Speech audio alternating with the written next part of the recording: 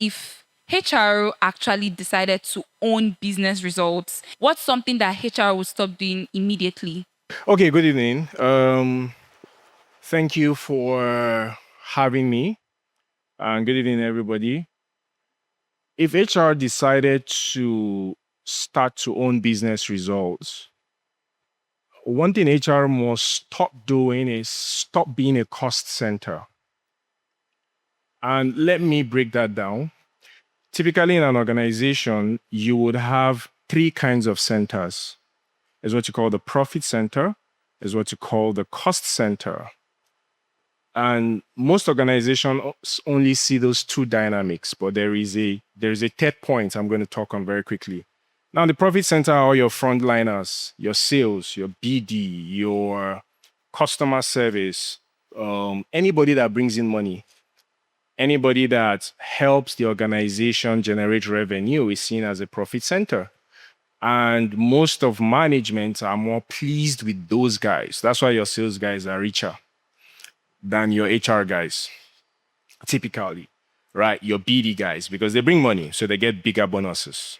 Now, your cost center spends money. Any groups of persons that is seen as spending money, your admin, the biggest culprits, your operations, diesel, all of that stuff. Now, somehow, HR somehow has fitted itself into that cost center. So what HR does is, I bring money, let's do team bonding. Bring money, let's do this. Bring money, let's take staff out. Let's do staff parties. Let's engage staff without clear metrics on how that contributes to the business bottom line. So HR keeps spending all of these monies, and that's why your CEO keeps asking you, I can't see the results of these team bondings. I can't see the result of these staff parties. I can't see all of that stuff. However, when HR stops being a cost center and then you introduce the third center called an efficiency center. Now, an efficiency center is a resource center. That center, even though you're not directly making money, you are as well not wasting money, and you're helping the guys that are making money so much so that they depend on you solely. And I give you a practical example, and I end there. Where I work currently, for the past 2 days, we've been undergoing a due diligence for a $2 million grant. The technical guys have done everything that needs to be done. They've written the proposal, they've done all of that stuff, and we're about to get the grant. However, a due diligence needs to be performed around the organization. Nobody knows every single thing around policies, processes, procedure, and people in the organization as HR. Nobody. And that's how it's supposed to be. So at that point, HR becomes the custodian of the next step. So management, the program teams, and everybody has written an official letter to HR. Dear HR, we are expecting a $2 million grant. You stand in the way between us and $2 million. Can you see how HR has positioned itself properly? So in that kind of organization, HR then now gets to work. All of the policies, all of the organizational policies, all of your handle policy, all of the people policies. I mean, those things, for those of you that work in the NGO sector, you know what I'm talking about. There are deep, it's a rigorous process, your QMS, your scope, your audit, and every single thing. Payroll, how do these things go? Most times, HR has no idea of this thing. So HR starts to look for finance. HR starts to look for the QMS guys. HR starts to look for every single person instead of HR to be the custodian of that thing. So here we are, head of HR, leading the entire process, leading all of the program managers, leading BD, leading, in fact, before coming here, I checked the sheet, the due diligence sheet from Helen Keller, and to say that, to find out who has not filled his part. And I asked them, dear BD manager, dear you so. So you become accountable to HR. At that point, HR has moved from being a cost center. You are now a profit center, even though you're not directly responsible, but you're sitting very sweetly on what we call the efficiency center. And that's what HR must do. Do you think that the HR sector in Nigeria is ready for that level of accountability? It takes, for us to be ready for that level of accountability, it takes both the business and HR to step up. And, one of our closing statements is looking to the business, looking to the CEOs to say, put HR in the room. HR has to be strategic. A lot of times, like she mentioned, they call HR when there is a problem, right? So it's both ways. They call HR when there's a problem. It has to start as we are creating the strategy. And then when they call HR into the room, HR must be ready. Just the other day, I had a whole week of a strategy session. And of course, HR was in the room because HR has positioned itself to be relevant. I'm the HR director for African Medical Center of Excellence. This is the biggest investment in in Nigeria in healthcare.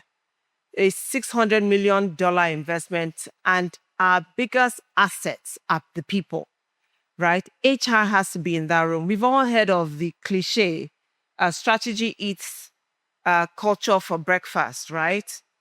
For lunch, but leadership eats culture for breakfast. So we were looking at the leadership scorecard and they said, okay, what should be there? They had put all the financials, all the fancy things we all talk about. And I said, leadership effectiveness. How effective are the leaders that the board has put there? If we don't measure these leaders, they continue to get the fat bonuses, the fat paychecks, but yet they are not effective in doing their job. We hire all these, I'm sorry to say, but sometimes we hire all these people from abroad. On full time You truth. could hire all these people from abroad thinking, oh yes, they know it all, but how effective are they? What is the impact? Even what is my impact as HR? It must be measured. What we don't measure, you cannot manage. So are we ready for that level of accountability? HR needs to step up. Like the first speaker, Mr. Zach said, we must come with our data. Data must be there. How do you show accountability? There are HR metrics on productivity. There are HR metrics that can drive decision making for the business. So we must upskill ourselves to be relevant, to say, okay, this investment you are putting in training, what is the business impact?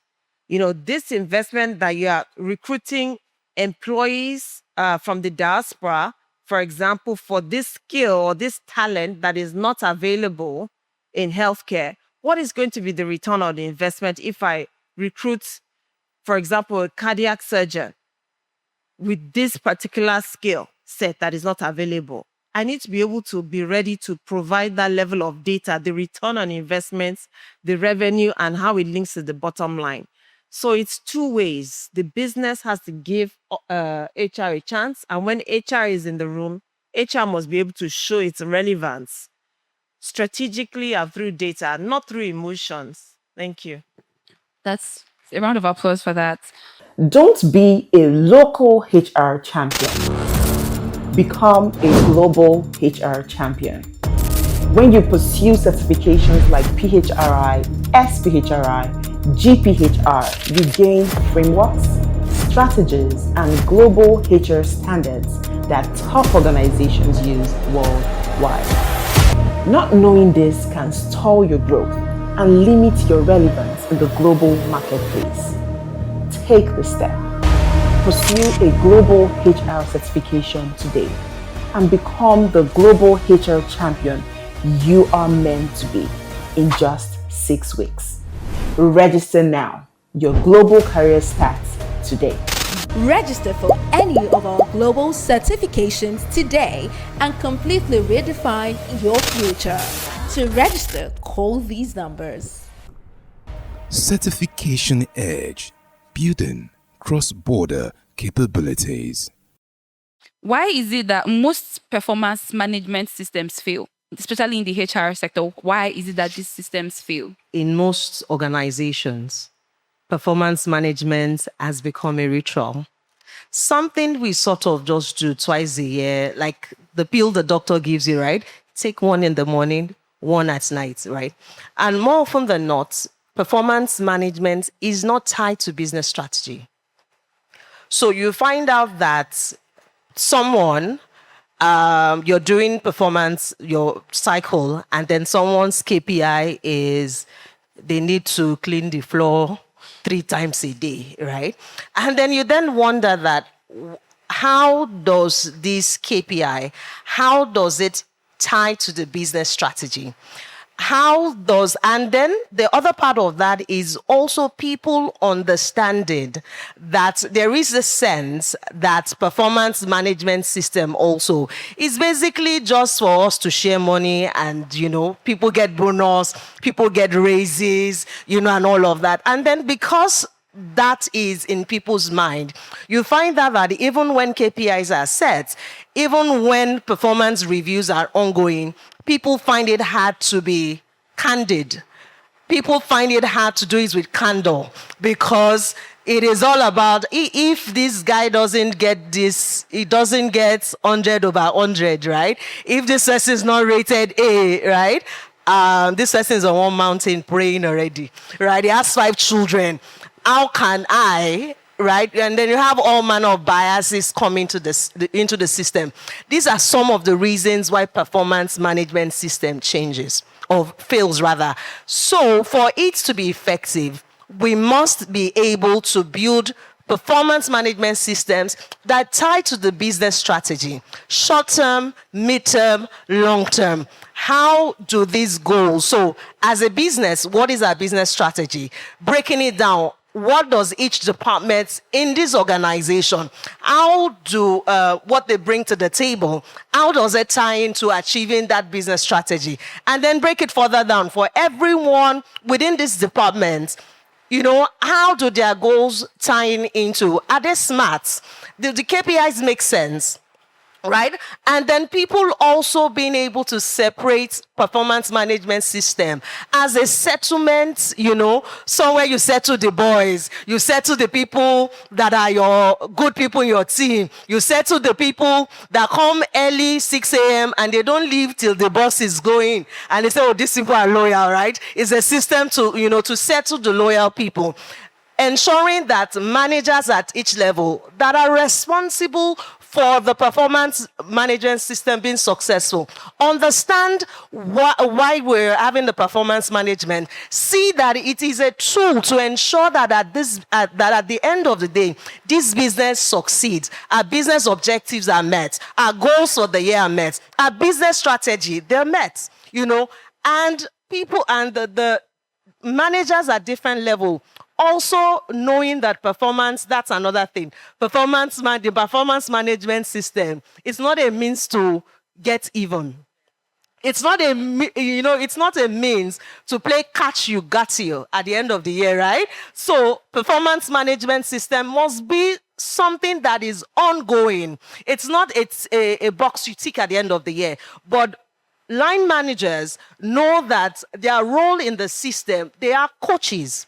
They are not waiting until the system breaks down. They are not waiting until that employee fails the performance review at the end of the year. But there is ongoing feedback, loop within the system, and coaching to ensure that people get what they are supposed to do. They understand, they are upskilled to do their work, and they can carry out the work that they have been hired to do.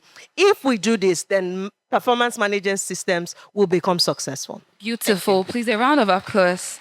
So have we, in a sense, overvalued talent and undervalued the results, and how leaders should respond to people who are high potential but low performing employees? Thank you very much for that question. Thank you, Mr. Ajibala, for the opportunity to be here. So I think it's been a lifelong battle, high performance, potential versus potential, because I want to believe that's where we're trying to strike a balance. Yes, with the high performance and the ones that have the potentials, but they are not performing. I think it's also a cultural thing. In fact, I was having that argument with people when we talk about indigenous companies versus multinationals. Indigenous companies, they tend to value loyalty. They tend to value how long have you been in the system. Well, you see people in indigenous companies, they've been there for 10 years, 15 years in public service. But when you look at multinationals, you see people moving. They come in for 3 years to 5 years, get what they need to get, and they move on. I think that depending on the culture of the business owners know what they're looking for. So it's you as the HR manager, you need to understand where you have found yourself in. What do these people value? Do they value high performance or do they value people that can be loyal? So you can't go there and start fighting. This is the golden standard. We must only have high performance, this and that. So I think it's based on the different cultures in different organizations. Know what your shareholders want, and then you follow them closely. When we talk about potential, I'm a fan of potential because high performance, they tend to own the room. They tend to be the ones that everybody goes to. For those that have potential, they're somewhat timid. They are somewhat backroom staff. They're the ones that are carrying the business. You don't even know what they can do until they leave. But when you have your high performers, are the ones that have the confidence. They walk into the room, everybody knows them, everybody understands them. So I'm an advocate for balancing high performance with potential. And like my colleagues spoke about performance management, these are the things you want to draw out what people can do. And depending on the culture and the leadership agenda, you then know how you are going to strike a balance. Are you going to balance tenure, loyalty with performance? Are you going to strike a balance? Are you going to incorporate policies to allow people stay longer, to enrich people's roles, people's jobs? So for me, I would say it's just about striking balance with culture, with leadership, and with business results. I've seen that play out in different organizations I've worked in. I've even seen people that I joke with my friend that their umbilical cord is buried in the company. They go nowhere, no retreat, no surrender. But you have people who have been in companies and they are almost becoming a nuisance. But leadership will not let them go because they're like legacy staff. They know the company, but these people are like cancers. They won't go, but nobody must succeed in that company. So they are just there to be the ones to do the unofficial onboarding. Then we have the ones that actually genuinely want to make a difference when they come. So in my personal experience, and as a HR manager, and I think every HR manager has to have that sixth sense. You have to be able to know those people that are like the cancers in your organizations, the ones that have the tenure, but they don't want anybody to succeed. And maybe for some reason, most times we find those people being the owner's sister or auntie or uncle's daughter. So for some reason, they can't leave. So what are you going to do about it? How are you going to weave your way through them? How do you make sure that they do not influence the performers who might, because of their culture, limit their stay there? So in organizations where I've seen this play out, at times you can't even go with your findings to senior management because they know, everybody knows, but nobody's going to say anything about it. So it's now left for you to know how to put them in a box. You make sure that your own official onboarding is louder than the unofficial onboarding that they will receive. You make sure that you mentor and pair them with bodies that are driving the values, the mission of the organization. Basically, you work around them. So those are some of the ways that I have managed that balance between the high performance, the ones that have been there for the long term, and the ones that are actually showing potential and can do, but somebody is influencing them.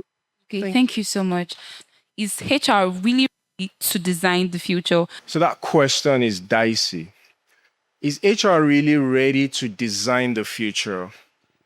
In my interactions with a lot of HR people, head answer is yes. Let's design the future. Let's bring HR into the room. I think the proper question is HR really ready to be in the room? And this is why I say so. For HR to design the future, the language of HR must change. The language of HR must change from informational to data relational. Now, what am I saying? HR must be able to use data like a mathematician to communicate. The reason to design or redesign a workforce, the people that hold the key to workforce designation and HR success are the top management, right? There is a language that top management speaks. Management speaks in business, in figures, in data. That's why your finance manager is more powerful than you. You keep fighting your finance manager. The reason he or she is more powerful than you is she understands data. She understands figures. She can tell the company, we are broke, and the CEO will stop and listen to her. You can come and tell the company, we need 2 million to play around. The CEO will say, hold on, let me listen to this person that is telling us we are broke. So currently, HR must move from descriptive to preventive. Now, the layers of data. Descriptive data means HR is reporting. That is where a lot of HR people are currently. 10 staff resigned, though. 10 staff have resigned. So HR brings all of this dashboard, and you go to a management meeting, and all you're presenting is your attrition. This is our attrition. And it ends there. What you're doing is you're positioning yourself as someone that cannot design a strategy for the organization. The next level to that is what you call predictive. So if I present that data, 10 people resign, I should be able to tell you that in the next 1 year, another 5 will go. And inside of these 5, 3 will be in senior management. That makes you listen to me because I'm telling you something that has not happened that will likely happen. Why? Because I'm using data. I'm using certain indices and metrics that have, sort of like parabolated, and I'm giving you information. So, but I don't stop there. I move on to the next level, which is called prescriptive. And then I tell you, because 5 people would resign, this is what we should do. Then you start listening to me. You start to listen to me because I have told you the problem. I have told you the effect of the problem. I am then now bringing you a solution, how to mitigate that problem. Now, because you see it as a problem, you are listening to me because I'm not stopping at the problem. I'm transcending to what is prescriptive.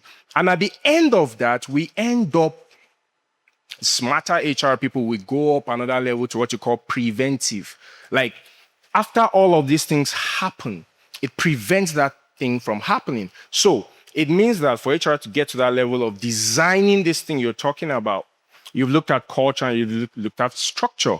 There are only 2 killers of anything in an organization. There are 2 things you need to pay attention to as HR in organization. Your problem is either in culture or structure.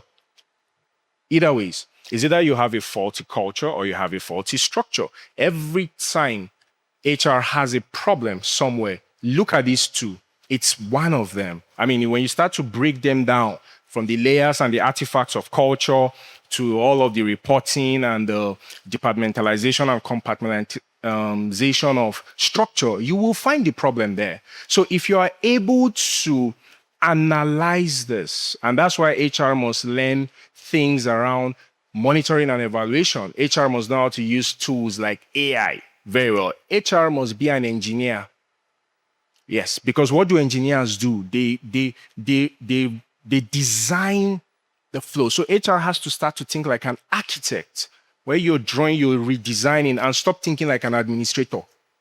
If you're still thinking like an administrator, hiring, firing, conflict management, trust me, conflict management, they don't stop. You will solve problems in your organization. When she was asking, did anybody, the question that we just did now, who has managed the conflict? That's what we do. Like every hour, that's what we're doing. So it's not peculiar to one person. Well, that's pretty much what most HR has been reduced to. So you need to get out of that quagmire and start to work like an architect within the organization. Close for that. So, yes, Mr. V. I think HR has been evolving. So it's a sink or swim reality that we have. Our keynote speaker said that long before we started with the whole flexible working. They were already implementing it for one of their staff, and it came and it met us, whether we were prepared, we were unprepared, it met us and it became the new way of work. So if you don't design, if you design, you have no choice, it will come on you. So it's not a question of a day, should they, it's a reality of it is coming. So how prepared are you to be, like my fellow panelists said, an engineer?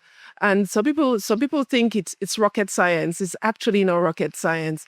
It's just understanding what is it that keeps my CEO up at night, and now looking for ways to solve it. It can be something as little as an individual development plan. It could be something as little as building succession pipelines. It just takes you wanting to know how you can help that business for creativity to be sparked. It's not a situation of will we get there, would we not? It's happening. Whether we like it or not, it's going to overtake us. So it's just about how ready are you. Thank you. Thank you so much. I think that there is an existential threat to HR, and not just HR. So the question is not, will HR or can HR adjust? It is just like it happened to dinosaurs, right? It is not whether you can or whether you cannot. I think that question or that thought is redundant, right? Yeah. Because whether you like it or not, change is coming. In fact, I think 2 or 3 weeks ago, I was reading about one of the tech companies in US that actually cleared out the middle level HR of the organization. Like all of the HR people were out of the door, just like that. Right?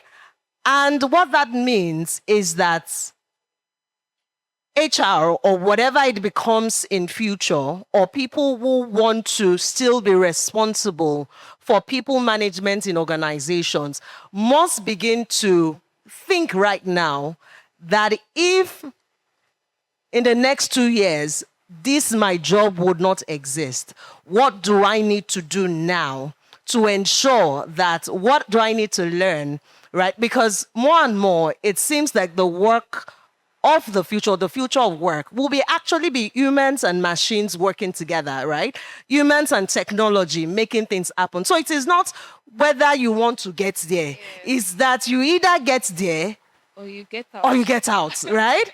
It's either you get there or you get out. So it is basically understanding the trends. Any HR person in this room should understand what are the trends, what are the things that are, maybe last year or 2 years ago, we were talking about generative AI. Now we're talking about agentic AI, where AI can't be autonomous, where AI is scrapping departments, where AI is taking over administrative role, right? Where AI, before you hire a data analyst, today, ChatGPT and other AI, platforms can do the work of a data analyst for you. You have organizations that right now, entry-level positions do not exist any longer. The big fours, they are, reducing their entry-level positions, right? So HR should be able to read the hand on the wall. So it is not can, it is what will my job look like in future? How am I able to integrate AI? How will HR change? How would HR morph? And how can I ensure that I'm at the forefront of that change? Learning, relearning, and unlearning. Thank you. Thank you so much. That is depending on the situation. HR is probably nobody really is, like our keynote speaker said, is the most undervalued role. And it's very tough because you sit in the middle of everyone. Everyone is looking at HR, the employees, the owner, your colleagues, HR, right? And for HR, is HR ready to evolve? You must look at who is the business owner of this. Do you align with the values? Do you align with where this organization is going? So it depends on where HR finds themselves, the environment they find themselves. I've been in an environment where I'd had to face a union and I deliver a message that is, yeah, I'm telling them we have to lay off 1,000 people without paying them a dime. And the union is telling me, Madam, we know you are the messenger, but you are delivering a message that will kill you. How do you evolve from that situation? There's no ChatGPT that will evolve. There's no ChatGPT that will help you in that context.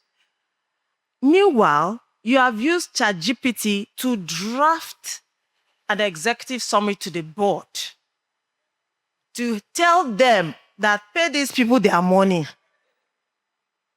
You have told them, you have explained to them, and you have done everything. But then they are thinking you are collaborating with the union. The union think you are partnering with the owners. Where do you find yourself? How do you manage that situation? So you must be able to navigate the different stakeholders. You cannot cry more than the bereaved sometimes. You cannot cry more than the bereaved. So you must be able to navigate the different stakeholders in the context you find yourself. Because it's a very dicey situation. Our madam said everybody called her.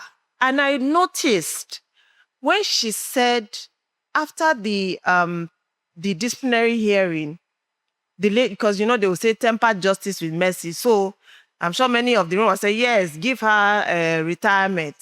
When she said, well, it was terminated, the applause was quiet. The applause was quiet. HR is not always popular. So you have to know for HR to evolve, are you aligned with the business? Do your values align? That's a tough question we all have to ask ourselves every day. Sometimes it's more important to sleep at night. So I'm sorry to deviate. I didn't want to go into the whole ChatGPT, but for HR to evolve, you have to know, are you aligned with the owner of the business, with the business direction? And how do you support that organization to excel? How do you become relevant? How do you show them? Because guess what? The business, when that bingo exercise we did, the first one I saw is, has there been a recommendation that they failed to team? I wanted everyone puts my name down.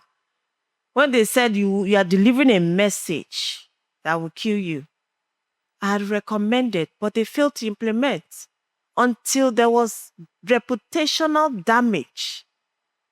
Guess what they had to do after? They had to follow my recommendation.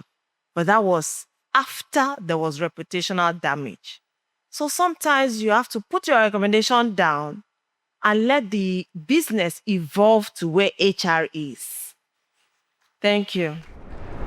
Certification Edge, building cross-border capabilities.